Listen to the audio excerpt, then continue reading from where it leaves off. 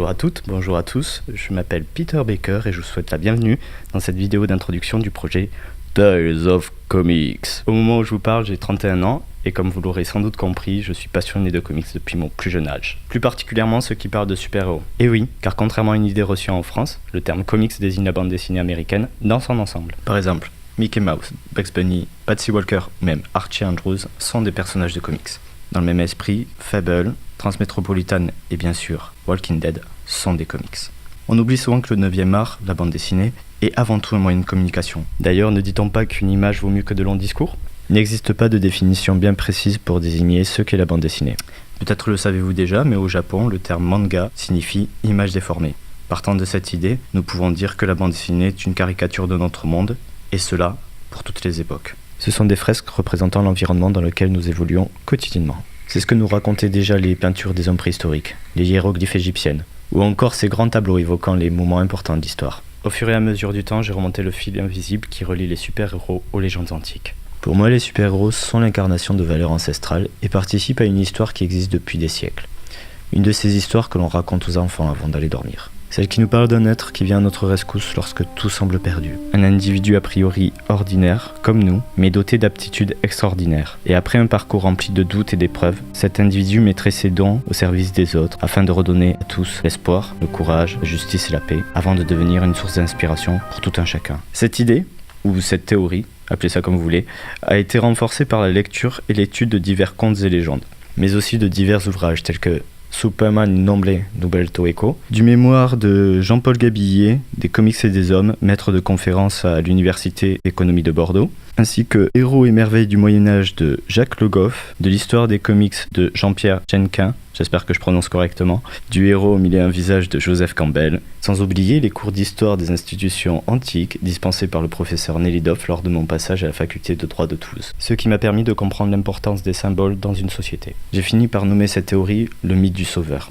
le récit sempiternel de la lutte des champions de l'humanité contre les forces obscures qui la menacent. Et pour preuve, la création des comics et leur succès sont fortement liés aux périodes sombres de l'histoire américaine.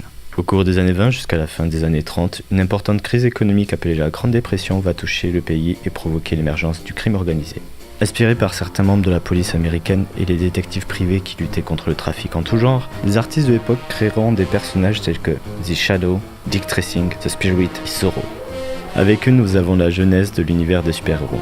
Ils y ont inscrit la tradition du justicier masqué qui agit hors du cadre de la loi. Ces personnages sont nommés les Vigilantes. Dans les années 30, l'arrivée au pouvoir d'Adolf Hitler et le début de la Seconde Guerre mondiale verra l'avènement des héros patriotiques aux capacités surhumaines, à commencer par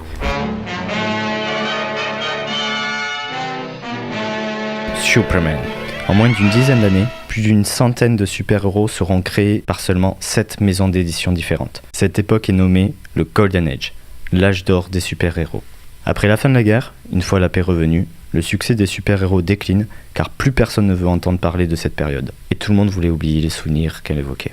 Prétextant que les comics provoquaient de la délinquance juvénile, les censeurs et le macartisme pousseront bon nombre de héros à tomber dans l'oubli. Et les quelques survivants auront droit à des aventures baignant dans une SF assez kitsch.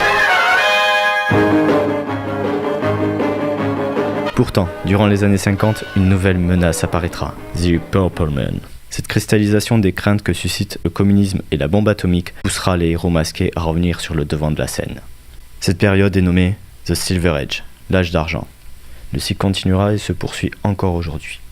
Je pense que vous avez saisi l'idée. Chaque décennie est marquée par l'apparition de héros qui lui est propre, avec des ennemis bien spécifiques. Le but de Tales of Comics est de comprendre pourquoi certains personnages se sont hissés au rang de légende, alors que d'autres n'ont existé seulement le temps de quelques épisodes. Nous allons apprendre à faire la différence entre un vrai héros et son mythe, les émulations qu'il produit et les simples copies.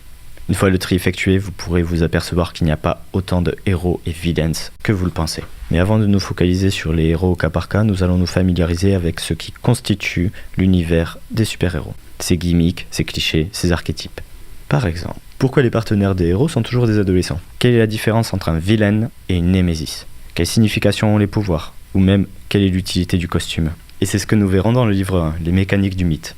S'en suivra une petite interlude, une séance d'entracte si vous préférez, où je vous raconterai l'histoire des maisons d'édition. Alors ça a l'air barbant comme ça, mais vous verrez, c'est très instructif, et ça vous permettra de comprendre beaucoup de choses à propos des super-héros et des politiques de publication. Fort de ces nouvelles connaissances, nous pourrons débuter le livre 2, où l'on commencera à parler des héros qui sont nés durant l'âge d'or et qui existent encore aujourd'hui. Et pour comprendre ça, il faut savoir de quoi est constitué leur mythe. Et enfin, car je sais que vous n'attendez que ça, nous pourrons passer au livre 3, l'ère des merveilles, The Marvel Age. Et voilà, nous arrivons au terme de cette vidéo de présentation. Il ne me reste plus qu'à vous dire rendez-vous vendredi prochain pour le premier épisode de Days of Comics. Je compte sur vous. Ciao.